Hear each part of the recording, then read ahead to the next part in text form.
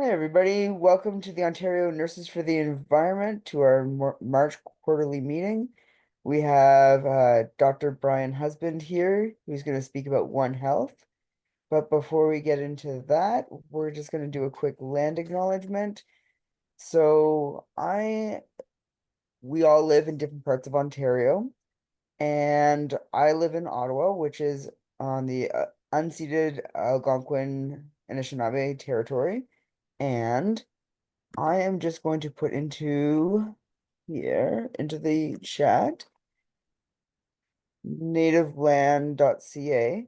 And most people here probably know where they're on, but I think it'd be cool to go around the room and see what other areas that other people are. So if you know where you are and you feel comfortable sharing, you can pop up. Well, actually, Rob, I'm on the same one. We're Anishinaabe, Algonquin, whatever. So we Yeah. are on the same land.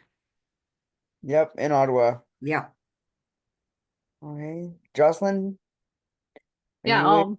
I'll bring it. I'm on the Haldeman tract, so it's Anishinaabe, Haudenosaunee, and Neutral Peoples, and I've got this like cool hoodie that I got from an event. It's about the Tree Row Wapping Belt, and that's it's a canoeing adventure, Rob. So you'd be so into Oh, it, where you canoe side by side and kind of talk about, learn about, and renew your commitment to the original agreements to like live respectfully and well alongside one another as communities. So anyway, there's my land acknowledgement where do they paddle? down the Grand River. That's pretty sweet. Yeah, yeah, it is really cool. And you would maybe know about that. Hey, Okay. Brian. Yeah. Brian, where are you situated? I'm situated just outside of Guelph on Treaty Land number 3, which is ancestral lands and treaty of lands of the Mississaugas of the Credit. Okay. Does anybody else feel comfortable sharing? And if not, that's okay. I'm in Wasaga Beach, and it's the traditional territory of the Anishinaabe people of the Three Fires Confederacy. Okay. And I'll give it another second and then I think we'll move on. Just there's one more person in the room. I don't know if they want to share, but they may not. That's okay. Okay, I think we've gone around the room and we've had some interesting well, learning about where different parts of Ontario, what lands traditionally they were. So I will hand it over to you, Brian. I'll start with a little quick introduction, actually.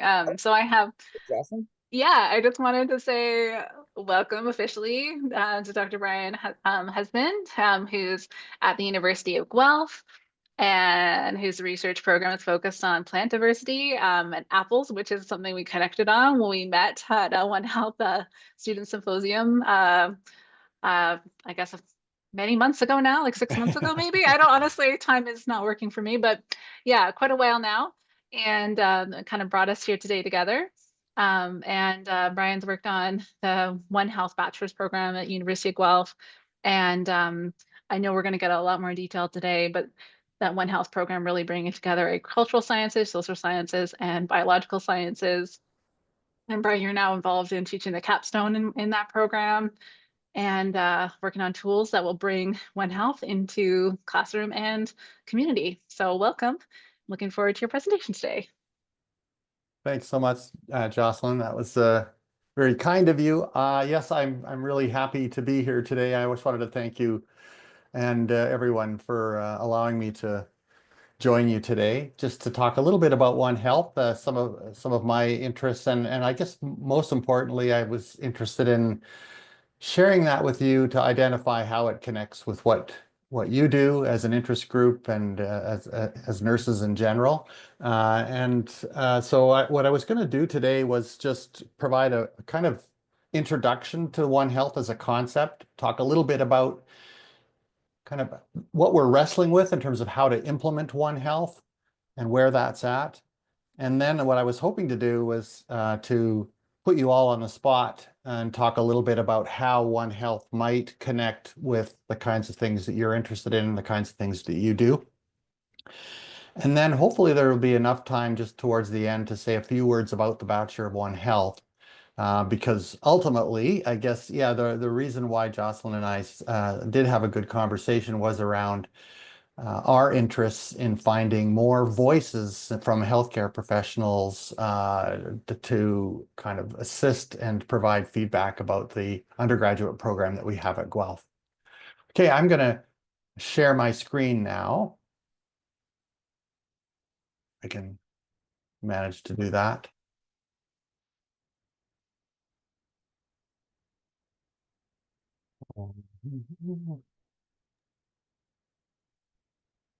It's on the screen with the notes right now. Oh, there we go. Perfect. How's that? That looks great. Okay, great. Okay, so I think I've used up all my time on this particular slide, but basically this is just, you can see me at the bottom there and my contact email. Might want to take a note of that because we'd love to hear from you if there's anything that I mentioned today that resonates with you. You know, it's always good to carry on more conversations about One Health with you. And I will mention that at least right at the moment, I think Heather Pollock, who is the academic manager for programs in the College of Biological Science and has worked with me very closely on the Bachelor of One Health. I think she's on the call, and you know, we've been trying over the last year or two to build as many partnerships and connections as we can with external professionals that might connect in some way with One Health. So that will be good to hear from any of you who are interested. Jocelyn gave a great introduction to me. I did want to just kind of recap kind of how I got into this in the first place. As she said, I'm actually a plant biologist. I work on the ecology and genetics of both wild and domestic plants, and I have a major research project on apples going right now, and you don't want to get me started on that or we won't have time for anything else. But in a way, I'm kind of an unlikely advocate for One Health because my research project program isn't directly aligned with One Health, or at least I didn't start it with that in mind. I've also been an associate dean at the College of Biological Science at Guelph, and that means being involved in undergraduate program development and all sorts of aspects of teaching and learning in at the undergraduate level at Guelph. And that's really the connection that led me to One Health. At one point, I was asked if I would lead the development of this so-called new bachelor's degree called Bachelor of One Health. And this was part of a strategic development on the University of Guelph campus to connect people across campus around this theme of One Health.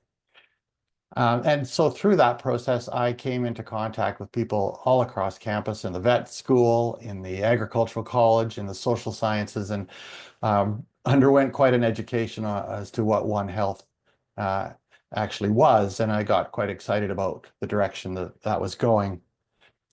Since its inception in 2022, I've now served as the program chair for the Bachelor of One Health. So I sit on a committee that oversees everything that happens in the program. And we have a program advisory board consisting of external professionals, and we have lots of different connections with outside professionals that connect with One Health. And that sort of I mention again, just because that's something we're always interested in, and we feel like we need more human health care professionals involved. And as Jocelyn mentioned, I'm also, I teach within various programs, and that includes teaching the 4th year capstone course for the Bachelor of One Health. I'm not going to say too much about that today, but I will touch on it briefly. So anyway, fully immersed in One Health, and I was just excited to come and have a conversation with people about what it is and how it might connect with what you do. So I'm going to start with the most basic of all, and I'm not really sure how well or up to speed people are about One Health. So forgive me if I'm covering old territory. But basically, you know, One Health, I think I understand that maybe in the human healthcare professions, the planetary health might be more commonly used, but they're actually two are quite similar. One Health is increasingly widely adopted, both at an international and a national level. Certainly within Canada, a lot of the major health agencies are now adopting a One Health framework. And all this is basically an approach a transdisciplinary and a unifying approach to addressing and understanding complex health challenges.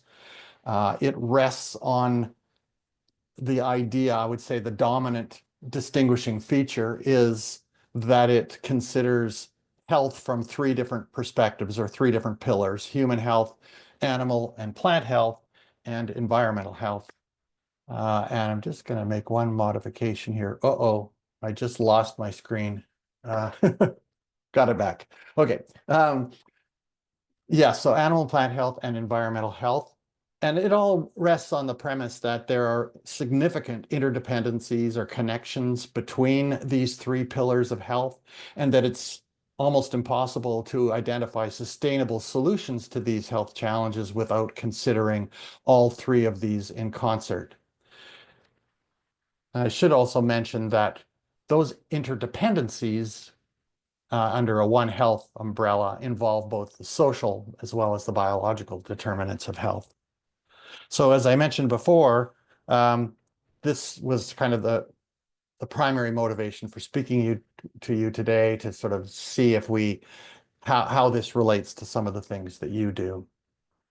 I just wanted to say a few more words about the linkages between those three pillars. There's some sort of subtleties underlying all of that. And actually, there are plenty of conversations happening about what those interactions look like. The first is just how one defines health for each of these three pillars. And health isn't really exactly the same, or at least we don't depict them necessarily the same in all three pillars. For human health and animal plant health, I've adopted a very simple definition, which comes from the World Health Organization: complete physical, mental, and social well-being of individuals and the populations to which they belong. Environmental health is a little more complex, and I would be interested to hear how you in your interest group talk about environmental health. I would say that it's a little bit more controversial from an ecologist point of view. We often don't think about environments as organisms, as intact organisms. So the way we define it might be slightly different. Here, my definition, I hope, works for you: the function, diversity, and resilience of ecological systems, wherever they are. It could be managed systems, it could be built ecosystems, it could be natural ecosystems, and the human benefits that those systems provide. So that might be one way to depict how we think about health in those cases. And then, of course, we're interested in all the different interactions that exist between those three pillars, as shown by the white arrows. A couple important features to highlight here. First of all, those arrows are bidirectional, so we see interactions in both directions. So, for example, environmental health and human health interact in many complex ways, but in both directions. So human activity influences environment and influences the function, diversity, and resilience of ecological systems. But in return, environments can have significant impacts on physical, mental, and social well-being. So there's an important interaction there, and that's true for the other pairs of interactions. The other thing to point out is that those interactions can be direct. So if we think about heat waves that are increasingly common under climate change, will have direct impacts on human health, physical and mental health, and can also have indirect effects in that, let's say, environmental changes such as flooding can result in loss of livelihood, can result in displacement of communities, and these all then indirectly have impacts on physical, mental, and social well-being. So there's lots of complexities in terms of the interactions between these three pillars. Okay, I don't mean to scare you, but I'm just going to just recap for you a little bit of the roots of One Health. Basically, this timeline shows some major events starting from the 19th century all the way up to present that have led to the evolution of the concept of One Health and how it's applied. But really, all I wanted to point out here is that One Health has its roots in zoonotic disease, starting with the coining of the word zoonosis in the 1800s. Then that led to a couple of very important developments. One was the CDC in the US established a veterinary public health division, which united the veterinary medicine and human health medicine in the same entity. That was an important sort of symbolic recognition of the need to fuse medical and veterinary medical science. There was an individual who coined the term "one medicine" at that time to represent this fusion of the veterinary and human medicine perspectives. From that point on, the concept of One Health takes on the term One Health, One World, and eventually just One Health. And it expands its scope by including not only things like disease, but other kinds of threats to health. And you can see over time here some important time, 2008, there were a number of significant international organizations like the Food and Agriculture Organization, the World Organization of Animal Health, and the World Health Organization now working together to develop a strategic framework in One Health. And we can skip down to 2010. Here, the United Nations tripartite, which again involved FAO, WHO, and ONE-IIOE, as now expanding the scope of One Health to really include very explicitly the ecosystem health and ecosystem interface on which the dance of animal and human health take place. In 2011 was the first International One Health Congress, and of course, just this last year was the 8th World One Health Congress. So, and it just keeps expanding and expanding. One other important development is now in 2022, the tripartite, that set of international agencies now expands to quadripartite with the addition of the United Nations Environmental Program to really complete the 3 pillars of One Health and make sure that the environment is a significant and explicit component of One Health.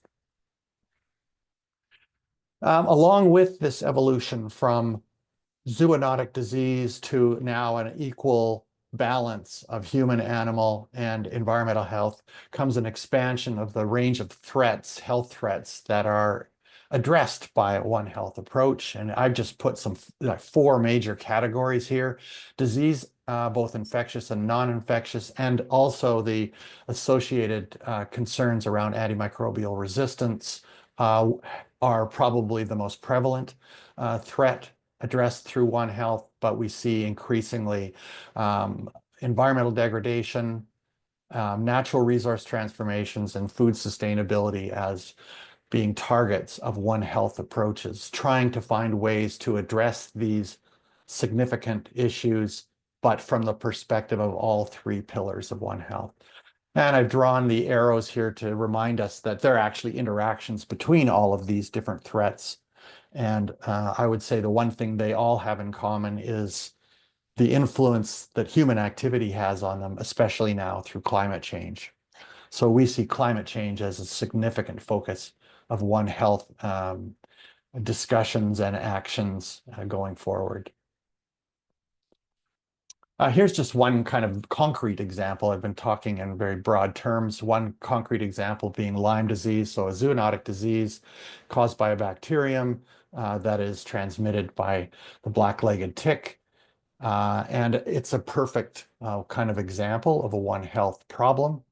And the best way I can describe that is using this triangle here and reminding us that the way we can manage and mitigate the impacts of Lyme disease on humans goes beyond just our ability to diagnose and to treat the disease. And we all know how complex even that is.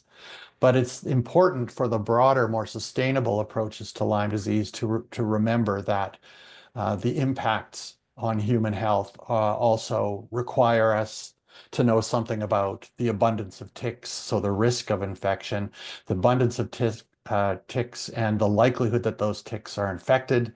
That also relates to the abundance of the secondary hosts, things like mice, even squirrels, deer, a number of other hosts where the ticks will reside, and that the population dynamics of those hosts has a huge impact on the state of ticks, which then, as I said, in return influences the likelihood of human infection, or at least of tick bites.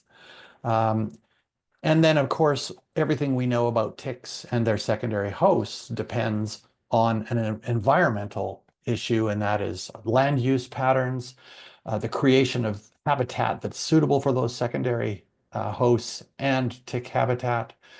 And that in turn comes back to human health, because human health obviously and human activity is influencing the patterns of land use and the degree to which we interact with those habitats, thus influencing the likelihood of encountering ticks in the first place. So there's all these different elements that are required, and we must understand those interactions if we're really going to try to address this in a long-term, more sustainable way. We've got experts in virtually all three of these pillars. The challenge is getting them to talk to one another and getting them to work together and getting them to develop policy and methodologies or procedures that consider all three of these in concert. So that's kind of One Health. What I wanted to also remind you is that in addition to it being just a simple concept, we think of it as an approach. It's the way we concern ourselves with these health issues already, but what One Health is doing is advocating for a particular kind of approach. That means thinking and understanding the problem in the first place from a One Health perspective, that is from all three pillars, and using One Health mindset to identify solutions and evaluate those solutions. So that's the key here, is how do we take this concept, which we would generally all agree makes sense, but how do we put it to work and apply it to specific issues? I just made some kind of general notes here about that. On the left-hand side, we can talk about outcomes, One Health outcomes. These are the kinds of things that a One Health approach is striving for with respect to any One Health problem. The solutions should be sustainable. They should be optimizing the health of animals, humans, and environment. They focus as a result on those three pillars, as well as social determinants and biological mechanisms of health that form the basis of the interactions between those pillars. By doing all that, we're ultimately aiming to address root causes, not just the symptoms. And One Health is also a strong advocate for preventative approaches, so understanding the system well enough to make decisions that again, reduce the magnitude of the problem in the first place and do it equitably. That is to ensure that whatever those solutions are being equitably accessed by the variety of stakeholders or rights holders involved. But to do that, the question is, how does one do that? How does one bring that alive? And I've listed just some important methodologies that are involved in One Health approaches. Systems analysis is a central part of One Health analysis. That's understanding all the important elements of a particular health system and how they interact with one another. That's a very explicit step in the One Health process. Collaboration, coordination, and communication are so critical. And what we're talking about here are the three C's, but across levels, across sectors, in ways that perhaps we haven't done before, in order to ensure that that discussion around individuals or experts associated with human, animal, environmental health are all working together. And as well, interactions with, again, the stakeholders and end users, or the individuals who are affected most by these health challenges are part of the solution and are also educated as to what's going on. I've identified a couple of other important steps in this gap analysis, which is important in other kind of problem-solving approaches, but ultimately is involved in identifying those specific problems associated with the health challenge that are not yet appropriately addressed in order to meet a One Health framework. And decision analysis, when undertaking solution ideation or identifying possible solutions, sometimes involves basically evaluating a number of different solutions that differ in minor ways, or that are part of a trade-off, and one is trying to decide what trade-offs are acceptable and what are not, and that often requires sort of various kinds of risk benefit or other kinds of decision analyses. As I said, the community, both internationally and right down to local, are still wrestling with the idea of how to best implement One Health approaches in any particular case. And I just wanted to highlight that this important document, which was published in 2022 by the quadripartite One Health high-level expert panel, they produced this joint plan of action, which was supposed to guide, I would say, at the national level more than anything, was to guide how one builds the infrastructure and begins to evaluate health problems, really emerging health problems from a One Health perspective. And you can see on the right-hand side what this joint plan of action does is it breaks, there's two main contributions. The first are these pathways of One Health change. So what are the mechanisms by which change in the way we manage these health challenges? What are the changes that would typically be necessary? One is at that governance or the policy level that ensures that the three pillars are working together, and that the various practices involved are making use of the knowledge of the different interactions between those three pillars. The second is organizational. So how do we structure our organizations to ensure that those kinds of the interactions across the pillars are working?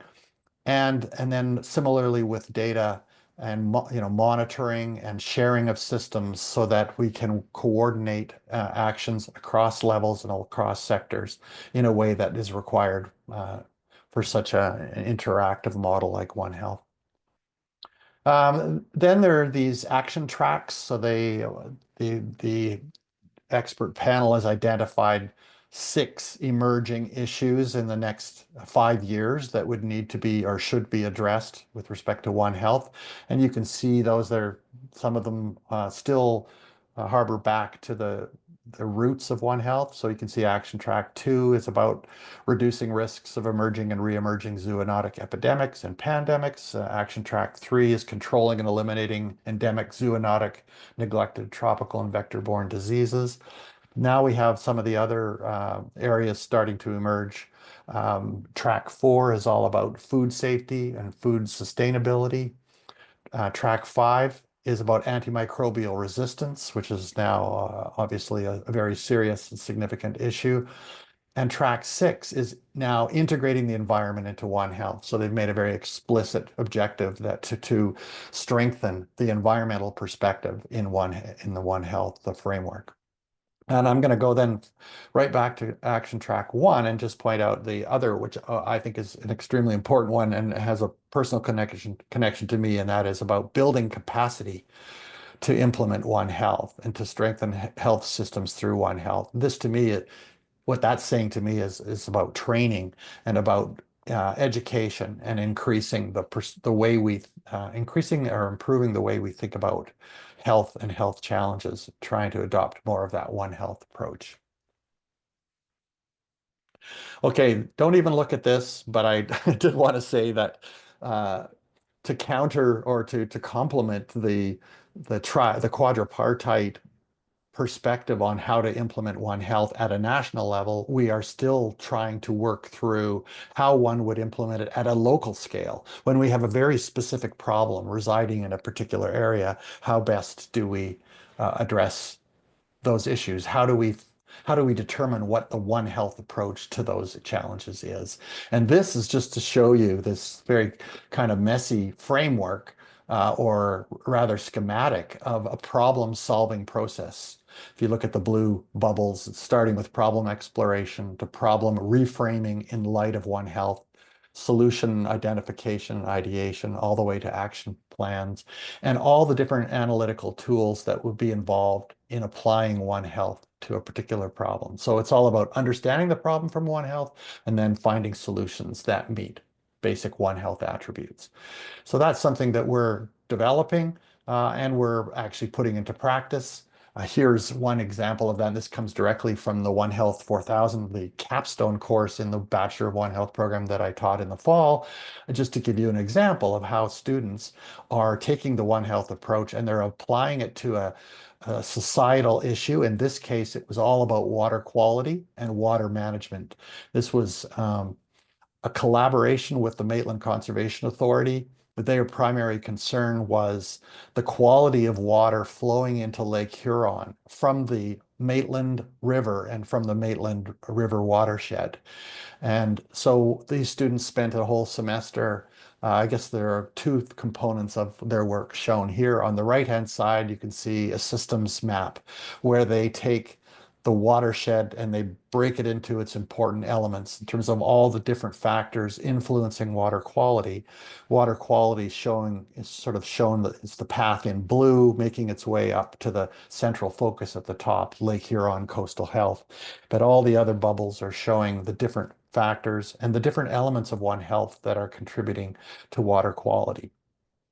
And then on the left-hand side, they engaged the community. It's a very much a community-centered approach. Engage the community from the health unit to planning and development to Indigenous communities to the Ministry of Health to Ontario Ministry of Agriculture and Food, trying to understand how they work to maintain how they contribute to water quality in this watershed, and whether or not they work together and how they work together. What kind of information is collected and how is it shared across these units, and how does it influence the way they manage the watershed and the water quality. And so that led then to a series of recommendations that they provided to the Maitland Conservation Authority. But just to show you how the problem-solving approach was applied to a very specific problem in the Maitland watershed. Okay, so let's see. It's 7:34, and this was my time to kind of turn this around and pose a question or a series of questions to you. I guess I'm particularly interested in how the nursing profession and the Ontario Nurses for the Environment interest group might intersect with One Health. I, I, I think it's just a thought question, really. It's to get thinking about how that intersects with what you are currently doing, how you do it.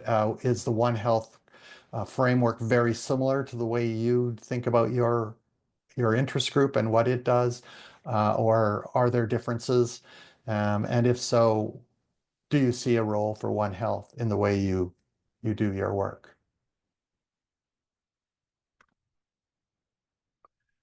Now, I'll leave that with you while I show you one other quick slide, because as I understood, the concept of planetary health might be more common in the human healthcare professions than One Health is. And I just wanted to show you through this very messy set of figures, the resemblance between One Health and planetary health.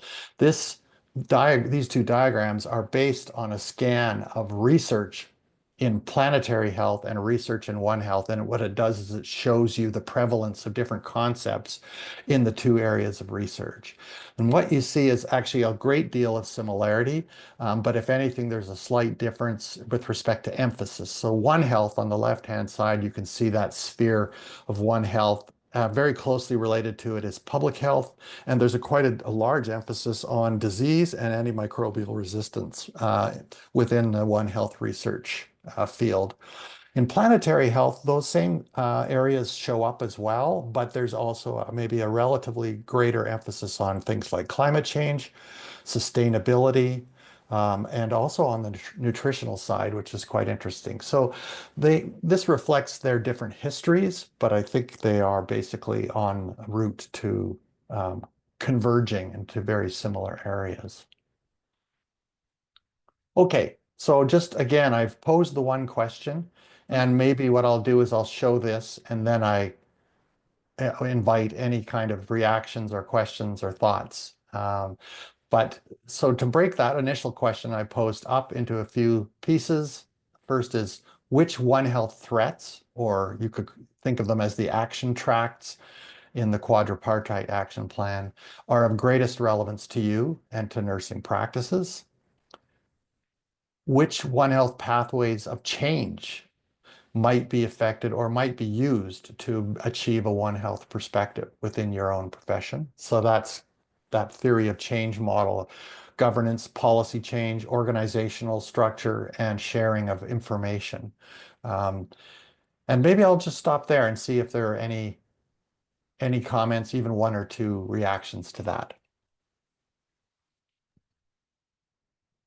Going back to the planetary health, I would say that the adoption of planetary health is still very much in its infancy in Okay, nursing practice. A lot of people don't even know what it is, even though that is kind of the model that we're going towards. I would say that public health is much better understood than planetary health is. right, And even, there is some resistance to it, obviously, but it is much, there's a large subset of the nursing profession who work in public health. And while the zoonosis might be de-emphasized, the the whole idea of infection is very common in public health. Um, the antimicrobial resistance is also very much considered a threat, but people don't necessarily know what to do with it.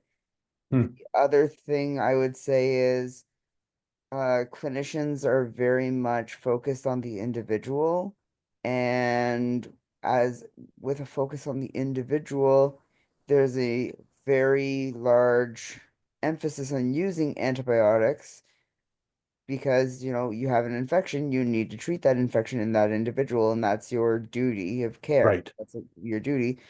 But then that leads to, and then you have to deal with, yeah,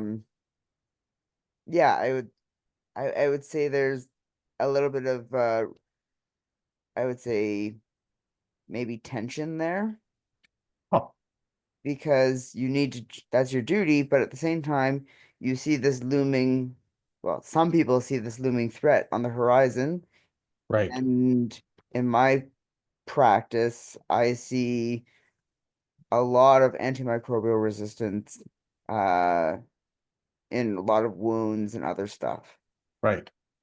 I And mean, it's a mortality rates associated with it are climbing pretty dramatically, I think. Mhm. Um, so you're saying though that yeah, I think it's a difference of a focus on individual versus population. Is that the big distinction then? For clinicians, I would say yes. Yeah, that's I think very interesting.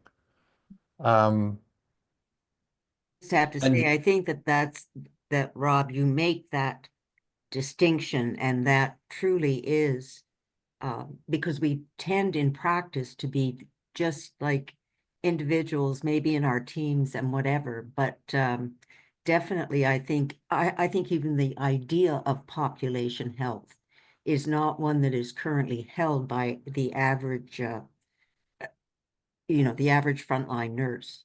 In right, fact, I would suspect that, well, now maybe they might have, but I would have suspected that they may not even really have been introduced to the concept of population health, or when it was introduced, uh, like as students or something, they're so focused on their individual practice and getting it right and what have you, that it probably would escape them.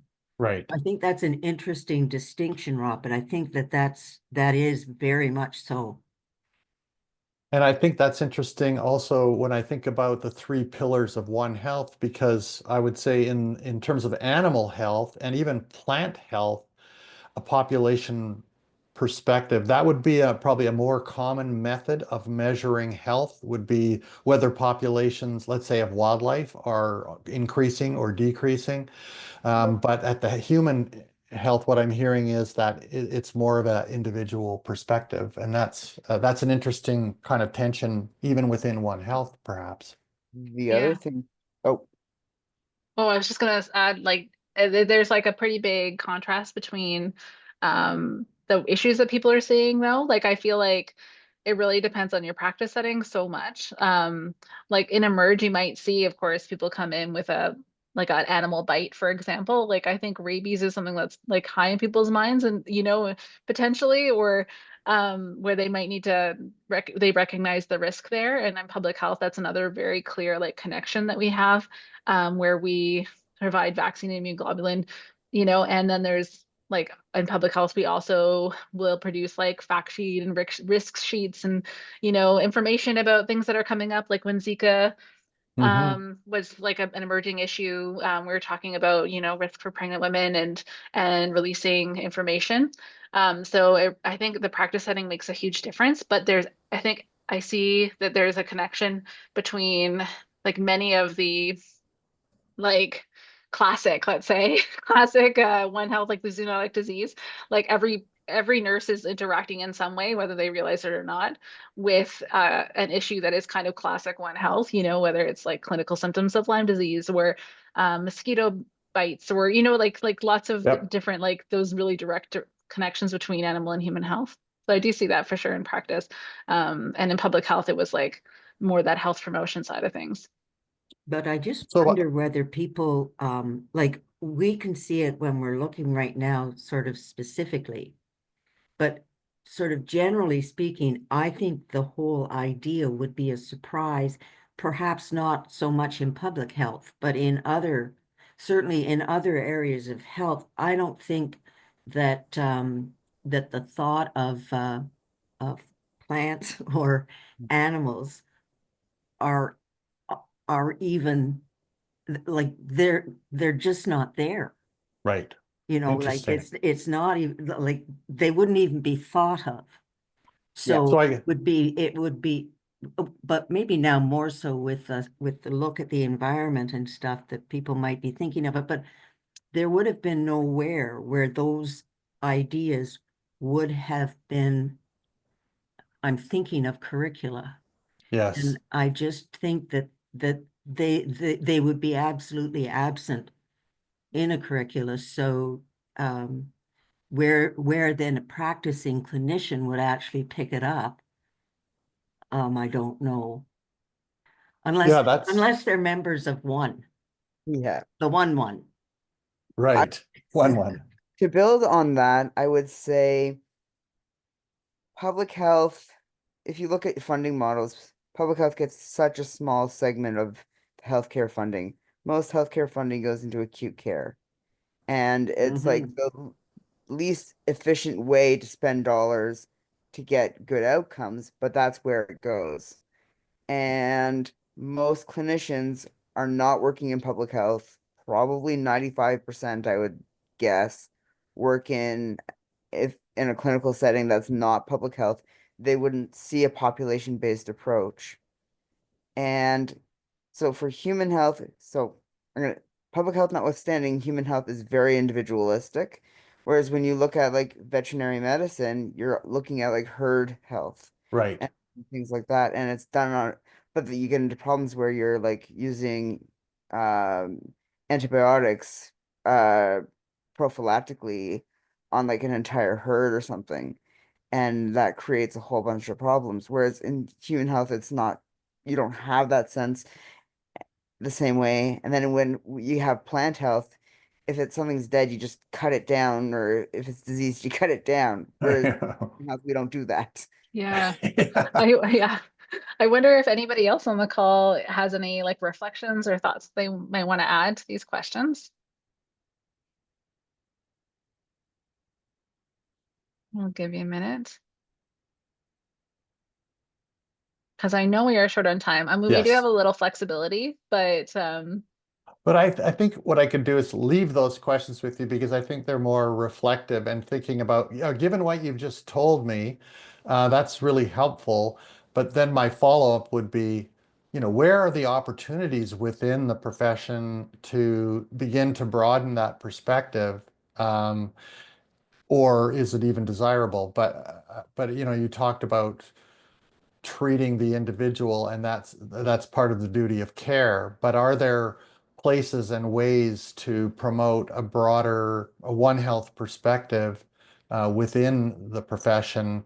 It might be just an awareness. It might be, an understanding of how environment influences the attributes or the symptoms that are presented by patients, or it might be the policies, or it might be data sharing, for example, information that you would benefit having that's not available to you now, that might allow for that broader, more holistic perspective on health. And so I can just leave it that way because I realize the time is flying by. Um, Maybe what I'll do is I have like two more slides just to show you about the Bachelor of One Health. They're very, very quick, but it does relate to this last question. What opportunities are there to contribute to society's understanding and adoption of One Health? So even if it's not playing a direct role in your day-to-day, are there ways to elevate our appreciation of the connections between human health and environmental health, or human health and the animals and plants on which we depend, uh, and sort of thinking about that as well. And obviously I'm going to scoot to this and just remind everybody that it's with that question in mind that we developed the Bachelor of One Health as a way of, I guess, increasing the discourse, the conversation about what health is, and how we can think about health in a more a broader scale, and think about the connections between all these different interacting players on our landscape. So to address that, we developed this Bachelor of One Health. It's a 4-year degree program. There's a co-op version of it, which is 4 years plus a single year of work terms. So it's effectively a 5-year program. And then there's a minor. So students, rather than enrolling in a 4-year program in One Health, can enroll in some other program altogether, but then do a 5 credit or 10 course, sort of a minor within One Health. And these are sort of running across campus. It's a highly interdisciplinary program. Students take a lot of everything from sociology and anthropology to biology, and lots of biology, some chemistry. They're taking geographies, they're taking environmental science courses, they're taking some population medicine or epidemiology courses. So there's a number of different courses taken to increase their understanding of health from all 3 of these perspectives. And to do that, it's a very collaborative, probably the most collaborative degree on campus. Involves the vet school, the ag school, social sciences, and the College of Biological Science. Students in the program do specialize into one of 4 areas of emphasis. This usually happens in their last 2 years. So disease complexity and health. Then there's also environment, food and health, policy, economics and health, culture, society and health, which really focuses on the social determinants of health in greater detail. Anyways, I wasn't going to give you a lot of detail, but to just sort of point out that there is this program, and that we're anxious to build an extensive network of partners and professionals in all walks of life, especially that align with the major threats related to One Health, and try to interact with them to benefit from their experience and their valuable perspectives. And there's all sorts of ways, if one was interested, anybody who happens to watch this that is interested in getting involved in some way with the Bachelor of One Health, we are always open to having conversations about that, whether it's guest lectures, whether it's providing us with case studies, things you see in your own working life where you think One Health might be relevant. We'd love to hear about those things because we can develop those and use them within our courses.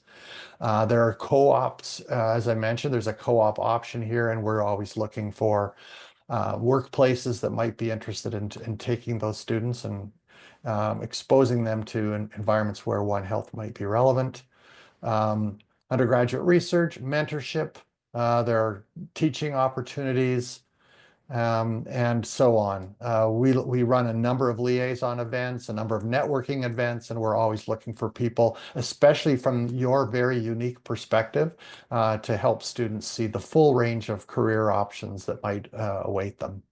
And I think I'll just stop there. And thank you so much for listening and for your questions. Thanks very much. I'm going to stop sharing here in case there's any other last minute questions. Thank you so I do much. have a last minute question. It's Nancy. And So are you the only place where one can get a Bachelor of One Health? Like, are there, Currently, the Bachelor of One Health at Guelph is the only full 4-year program that we are aware of in North America. There are some institutions that offer shorter duration certificates or portion. Like there's a college in the U.S. that offers a diploma in One Health. Western University does offer a specialization within the medical science degree. But what I would argue is that in our case, this is full 4-year. You come in and you start in on that interdisciplinary perspective from year one on. There's a spine of One Health courses that run through all 4 years as you learn key interdisciplinarity skills and then apply them in a One Health problem like I described by the time you get to 4th year. So it's quite unique. We know there are other people working on it. There are graduate programs that exist, but at the undergraduate level, this is quite unique. I had two quick follow-up questions from some of the slides. There was a slide with a triangle on it, Mhm. and it had animal and plant health, and it showed physical, mental, and social well-being. Yes. For plants, I can understand their physical well-being. The social well-being, like there's like a whole bunch of uh not the birch trees, what's the family that birch trees are? Beet, no. No, They all communicate underground with rhizomes. right. And then there's fungal like connections between things, and the trees talk. I can see the social. I can see like I can see reaching for a social link for plants. Yes. I do not understand how plants can have mental well-being though. Okay, you got me there. Um, yes, I tried to use a general definition, but you're right. We would have to redefine what that means. I mean, they have mechanisms to respond to stimuli. They have electrical circuitry that can change under different circumstances, whether you call it mental health or not. I would say, yeah, that's probably a stretch. But definitely the social interactions are very much alive and real in plants. There's lots of evidence that they can even recognize their own kin. They can sense the difference between a sibling and a non-sibling and in multiple ways. But yeah, mental health, okay, that's a little tougher. And I had a second question.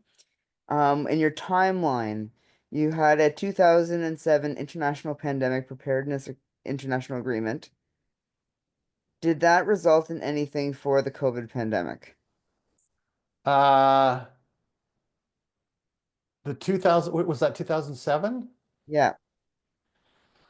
Not that I know of. I wouldn't know. I don't think I've read the details of that, but I don't believe there was anything specific related to COVID at that time. What the Um, reason, because like with a lot of like work in it from the environmental point of view, we have the Kyoto Protocol, we have the Paris Agreement, and there are lots of pretty words, lots of money goes into them, very little is comes out. with them. I'm wondering whether was the commitment beneficial, or were they pretty words? I think in the early days there were a lot of general agreements about embracing the concept and identifying some of the emerging threats. But as you might notice on that timeline, any kind of concrete action plan didn't really come out until very recently. That's the 2022 one, when they finally said, okay, the only way to make something happen is to give people the resources to make something happen. And even then, the action plan is very high level. And I would say there are some countries, India, several countries in Africa have really moved quickly on that action plan. I would say it's happening in Canada. I'm not sure whether it was the result of the action plan, but I mean, even PHAC was instrumental in advancing the concept of One Health I can't remember what the date of that was, but so there was leadership coming from Canada around One Health, but still a lot of, yeah, I would say motherhood statements and agreements about its value, but only recently have we started to turn a corner and now looking for real concrete ways to make change. You were saying that India has a lot of movement in that direction. Yeah. Um, I look at Donald Trump and I don't see a lot of, and Robert Kennedy, RFK, doing the stuff. I don't see a lot of function like working there. But I do know that Modi is very much aligned with a lot of the values that Trump has. So I'm curious to how One Health can go forward with a government like Modi's. Like, how does that even work? I don't know. I mean, we've had dignitaries from India come over because we have the One Health Institute is also on campus, and they brought in a number of speakers from Asia, and they have really done a staggering amount of work. It's not happening maybe at the highest level, but it's happening more at that kind of state or provincial level. It's happening in the universities, the educational programs that are being assembled, and the degree to which One Health is being integrated into veterinary programs is quite dramatic. The improvements that they've seen there. That's true in Africa too. A lot of it's happening around veterinary medicine, and they're incorporating One Health there. But even in the U.S., they just adopted a brand new strategy around One Health. That's again, that just came in, I would say, 2 months ago. What happens to it now is a bigger question. But they were moving quite rapidly towards embracing One Health in the last couple of years, and are Mm. real leaders. They're establishing partnerships with a number of schools in Africa to support One Health developments, and they hosted the first North American One Health organization. There's now there was always one in Europe, and now there's one in North America that's bringing together One Health professionals and advocates. Uh, that I think one of their primary priorities right now is around the educational piece. But anyway, there's been a lot of action. The question is now with the new government in the US, what will happen? Yeah, that's the big question on our minds in so many ways. Yeah. We probably should leave it there. We Okay. did it live when we said we're engaged learners. And we could talk about this for so long. There's so many pieces I wish I could talk to more with you about. But thank you so much for spending your time with us, your Pleasure. generosity, sharing your experience and answering our questions. So yeah, thank you so much from all of us. And you can see a lot of things that have come in the chat too. So really Excellent. appreciate your time. Thank you so much for the opportunity. Hope to talk to some of you again soon. Absolutely. Bye bye. Thanks. All right. I'm gonna stop recording now.